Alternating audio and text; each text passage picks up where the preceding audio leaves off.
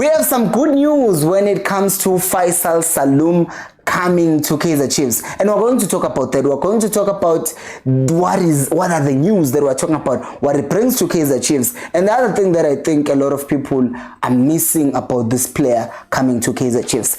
Hello and welcome to Khosi Nation Fan TV. I am Pilo, I am your host, and this is where fans meet and talk about Kaizer Chiefs. Khosi Football Club, right? Feisal Salum.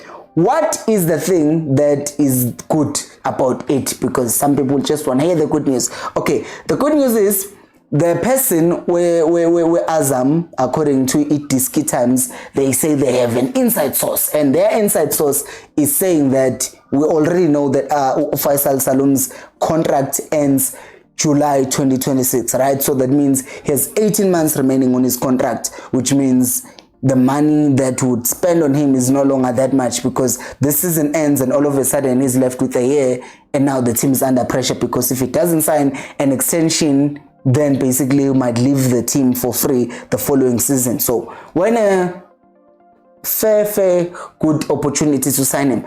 But what makes it even better is the fact that we already had that Simba were already circling around him, wanting to sign him and take him to them, basically. But then what was the problem is the fact that he, or the club rather, Azam, the team that he plays for, they are saying that their first option is for him to stay, and they want to build the team around him. Of course they would, he's a star player. But number two, they are saying that if they were to let him go, what they would let him go for is only to a team that is outside of Tanzania. Which is good news, right? Because now that means our main obstacle, which would have been them selling him to a team in Tanzania, is now removed. And now obviously that leaves the Kaizer Chiefs, and I know the other teams around Africa who want him. But then again, you think about it, this man has played under Nabi, and it's much easier to be convinced by someone that you have played for. Because one thing that is very nice is that he did play under Nabi, and then he went to Azam because he played under Nabi at Yanga, and then Nabi left, and then he was also playing at Azam.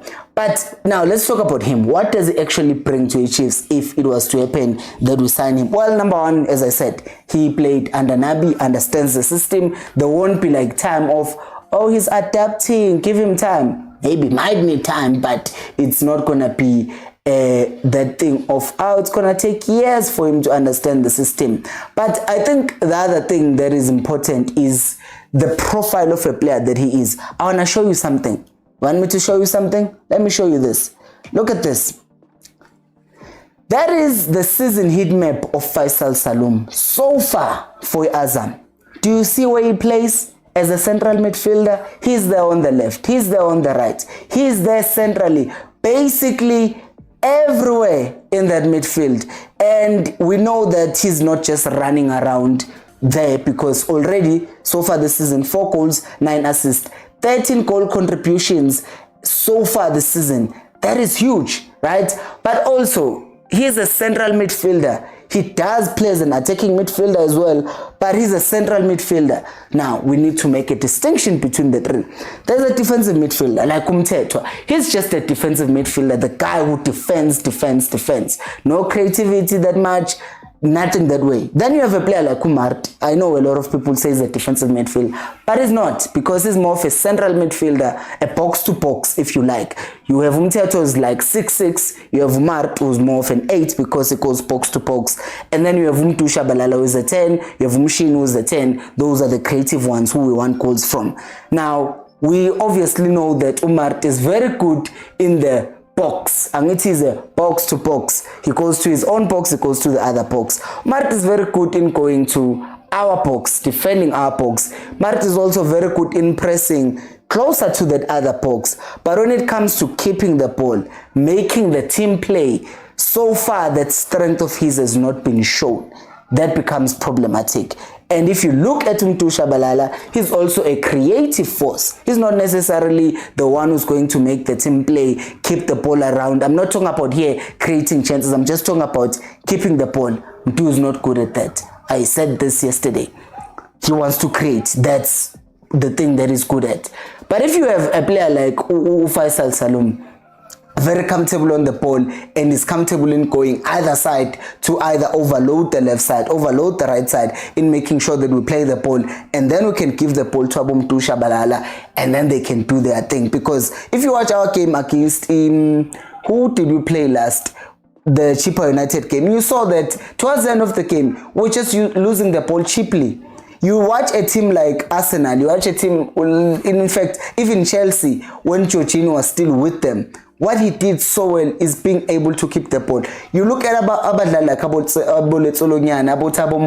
those guys, very good at, they can create chances, but at the same time they're capable of keeping the ball and playing 1-2s. For other reference, I know some of you don't watch Sundowns, but you have seen how Allende plays for Sundowns. He's not the creative force, he's not creating chances, but he can go to a left back and play with Motiba 1-2, a collective ball, a collective ball, and just keep on moving the ball. He's not necessarily assisting a goal, but he's just making sure that the team keeps the ball, and that is what Feisal Salum would be bringing to Kaizer Chiefs. But at the same time, he also has that other to box thing of then creating the other chances when we get there. But I'm not wanting him for the creativity most part.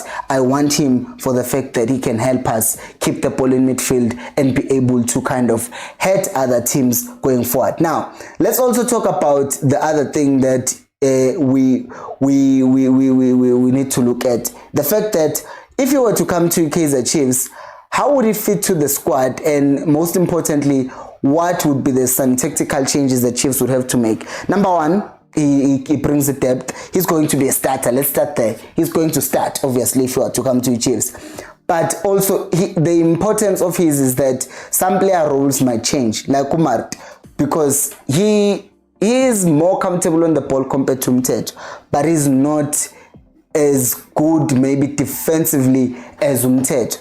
But if you have to put them on a scale, you like, who would you rather have? One who is 70% there defensively and then has 50% there in keeping the ball, you know. So that's going to give Unabi more options to say, maybe I play 1-6 and change Umar and make him a 6, and then he's gonna play Salum next to him as an 8 who's going to be a box to box, and then Shabalala in front of them. Or does he just play, does he say Mart stays as a 6 and then he plays double 8s, Shabalala and Feisal Salum as, you know, Bameganji, not like 2 and then 1, but instead 1 then 2, you know, how the normal 4-3-3s are. That could happen. But the other thing that he could bring to Chiefs is just competition, besides anything tactical. You know, Abu Plom so far have not been that great, and I wonder whether Plom relaxed too much. I'm not saying he did, but I wonder if he came to Chiefs and was like, did you see how Mpilo got excited when I was announced to I'm going to Chiefs? Yeah, I got this. But he doesn't got it because injuries, fitness, and all of these things have seemed like they have been catastrophic to him. But then I think one other thing before we even talk about what this means to Chiefs, I've seen some comments from some people saying, it was one comment, let me not say some comments, someone who said Salum is overrated because he has not played in KNFTV Champions League. But guys, come on, it's Azam. It's not like he plays for Young or Al Ahly, who would have been tearing things up over there. We know KNFTV Champions League, if I'm being honest, it is about winning it. That competition is usually boring. I don't usually see classics in the Champions League year too, and I hope that we get to that point because there are some good players in Africa. So Salum is a good player. I'm just saying that because someone brought it up. But another thing that I think would be important about Salum coming to Chiefs is the fact that if Salum comes to Chiefs, it's a statement of intent by the club. Let's say Azam do want 15 million, right? If a club makes that purchase for someone who's clearly needed by the club, someone who has worked with Nabi, who is clearly going to be a lot of help to the club, that will say to us as fans, wow, the club has really turned the corner. Because a lot of people on the comments right now, when I say, oh, so-and-so might be coming to Chiefs, they're like, oh, your club is not gonna do that, we've seen this movie before. But if we can get Salum, for example, as a high profile target who's actually gonna do something, then there is a statement of intent to us as fans and to everyone in the league. But it also says to Nabi, we're not lying to you when we said we're going to give you a lot of control as to who you bring onto the club. So I think that this signing would be huge for the Chiefs, would be huge for the fans, would be huge for the coach. But what do you guys think? Do let me know down in the comment section below. Thank you so much for watching, and until next time, remember, equals at Pillow.